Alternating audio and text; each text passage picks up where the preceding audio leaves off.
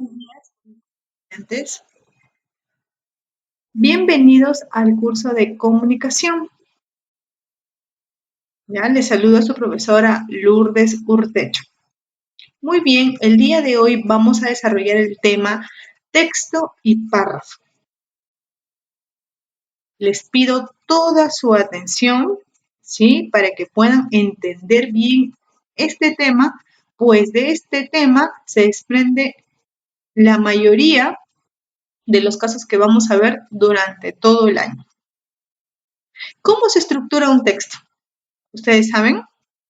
¿Qué tiene un texto? Está compuesto por oraciones y párrafos. Pues bien, texto y párrafo. El texto es un conjunto de ideas que comunica un mensaje completo. Está formado por oraciones enlazadas que poseen significado y suelen ir agrupadas en párrafos, cada uno de los cuales contribuye con el tema y el propósito del autor. Todo texto tiene una estructura lógica que hay que descubrir para captar su sentido. Dicha estructura está constituida por una serie de elementos de distinta jerarquía e importancia, los cuales están interrelacionados. Estas son las características que todo texto tiene que tener para su comprensión correcta, ¿ya? Entonces, un texto tiene que tener corrección ortográfica y gramatical. También tiene que tener una adecuación textual. ¿Y qué es la adecuación textual? Tiene una estructura comunicativa, es decir, que el emisor toma una serie de decisiones en función de los distintos factores de la comunicación. También tiene cohesión textual, que posee una estructura sintáctica, es decir, los enunciados que lo constituyen mantienen entre sí relaciones formales y funcionales. Y la coherencia textual, esta tiene una estructura semántica, porque el texto es entendido como una unidad con sentido y no como una sucesión de enunciados inconexos, es decir, que todo está conectado entre sí, interrelacionado, ¿ya? Entonces tiene corrección, adecuación, cohesión y coherencia. Muy bien, esas son las características que un texto tiene que tener. Ahora, para el texto es un todo, ¿ya? Te va a explicar. Y una de las cosas que tenemos que trabajar y que casi siempre es motivo de mi pregunta es cuando leemos un tema y les pregunto, ¿cuál es el tema? Y muchos de ustedes no me saben contestar. Pues bien, acá vamos a saber cuál es el tema, qué es el tema. El tema es el contenido o asunto del texto. Se presenta en forma de un concepto o una breve frase. No presenta verbo conjugado y para identificarlo se formula la pregunta ¿de qué trata el texto? Entonces, el tema es un asunto general del texto, ¿ya?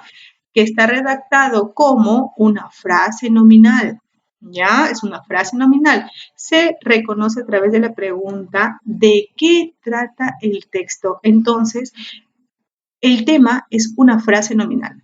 No tiene verbo conjugado, ¿ya? Y es un concepto breve, ¿ya? Entonces, basta con que tenga un verbo conjugado, ya, no es el tema. Que el tema no tiene verbo conjugado, ¿ya? Así es como lo reconocemos. Y nos hacemos la pregunta, ¿de qué trata el texto? Esa respuesta es el tema. La idea principal. ¿Cuál es la idea principal? La idea principal es la idea más importante de un texto. Funciona como eje alrededor del cual giran las ideas secundarias. La idea principal posee verbo conjugado, casi posee verbo conjugado y puede estar ubicada en cualquier parte del texto. Para identificarse formula la siguiente pregunta. ¿Qué es lo más importante que se manifiesta sobre el tema? Ahí está.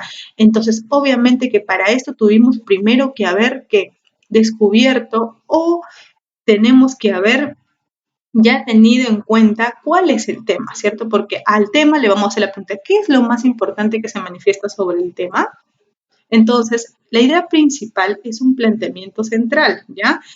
Que está redactado como una oración. Si es que es una oración, entonces este ya tiene un verbo conjugado porque tiene sujeto y predicado, ¿ya?